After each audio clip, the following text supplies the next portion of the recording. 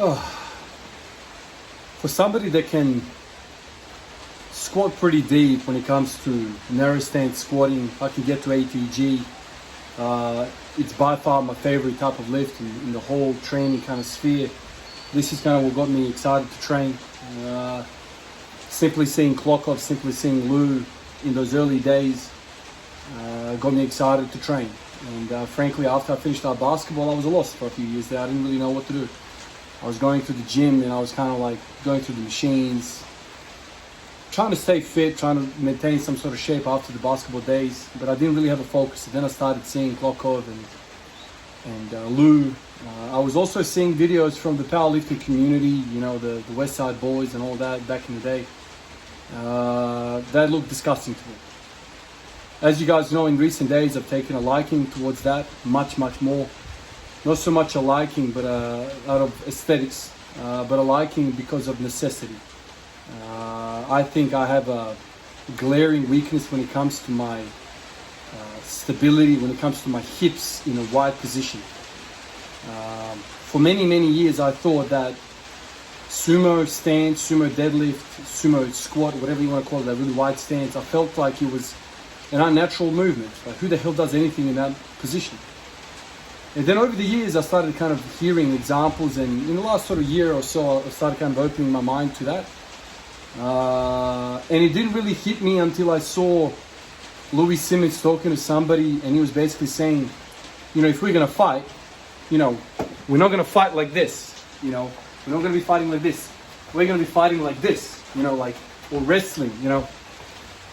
That's an athletic position, and for so many years I thought, man, that's an unnatural position. You don't pick up a fridge like that, you don't pick up anything like that, but in fact, I was wrong. Today, there's a progression in my thinking compared to last year, the year before, and so now I'm kind of looking into getting comfortable, getting some sort of strength, and I literally feel like I've started lifting today. I feel very weak in that position. My adductors are pulling on me, you know, collapsing my knees in, and I have trouble keeping my knees out.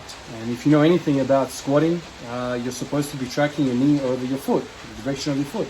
If you don't, you basically introduce structural trouble when it comes to the ligaments, to the tracking of the ligaments, the hip, the knee, even the ankle. Like, you collapse everything if you allow those knees to come in. Today I was like, you know what?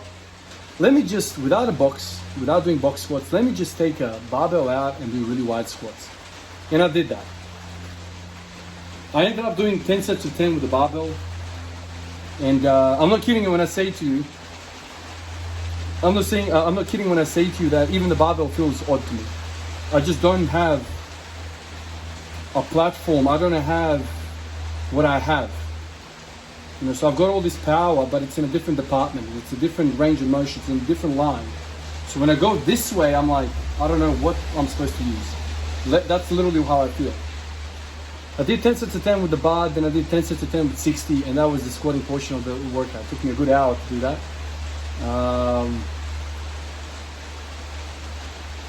Part of me thought, maybe I can get to 2 plates, and I thought, no, let's not be stupid here. I don't have the range, I don't have anything. In fact, if you look at some of these reps, I don't even have the powerlifting depth. And how many thoughts have I had over the years? Oh, you know, that's not proper squatting. That's not proper squatting at all. Like, they're not hitting depth. Clearly, with a wide stance, you cannot hit ATG. Like, if you're going really wide, it's impossible. You're probably risking a hip dislocation at that point if you're getting ATG with like a stance like this, like really wide. So a powerlifting parallel squat, or what people say, you know, hips below the knee crease, which I never understood, because every time I watch competitions, where is the knee crease? Like, what are we looking at here? It's such a difficult thing to judge. Like, some of these top lifters, man, seem like they're not even hitting the depth. But anyway, now I have first-hand experience that it's actually quite difficult. The adductors limit you. I think it's the adductors. I mean, that's what I feel, the pull. So I don't even have the proper powerlifting depth with that really long stance. So to me, this session felt like it was basically like a stretching exercise, stretching session. Lots of stretching. through the adductors.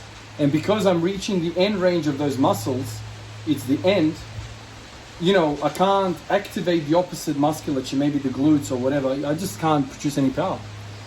So I'm going to be doing this, as I've said. I'm going to try and have days like this. And in a way, it's actually serving as a deload if you think about it. I mean, in many respects, it's not a deload in that stance. It's actually quite heavy for me.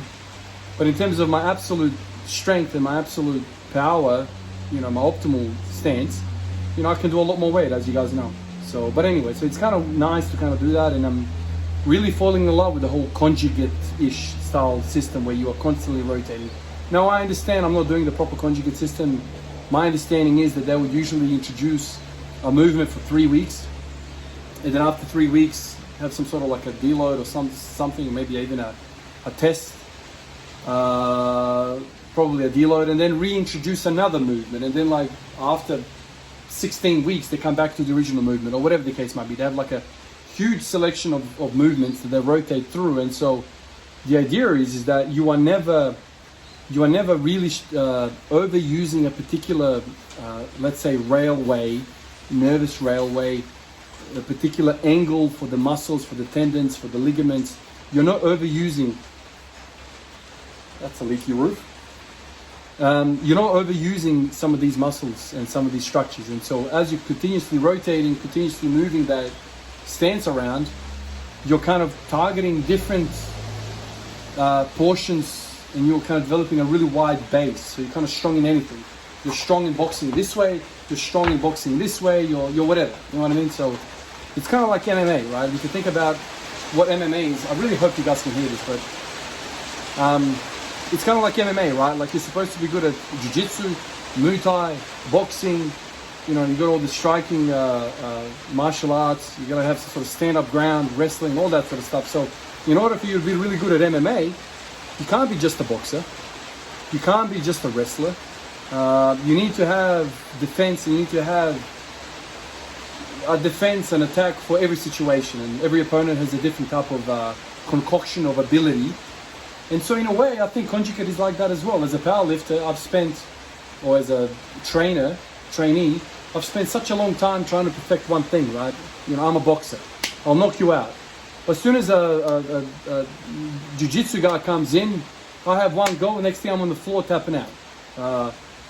So I'm kind of understanding that variation is the shit. Variation is the path. You know, and this concept is spilling over not just my training, but I'm thinking about all the other aspects. Everything, like, you name it, like every aspect of your life, social, family, training, cars, whatever the case might be, variation is like the joy of life, it's the fruit of life.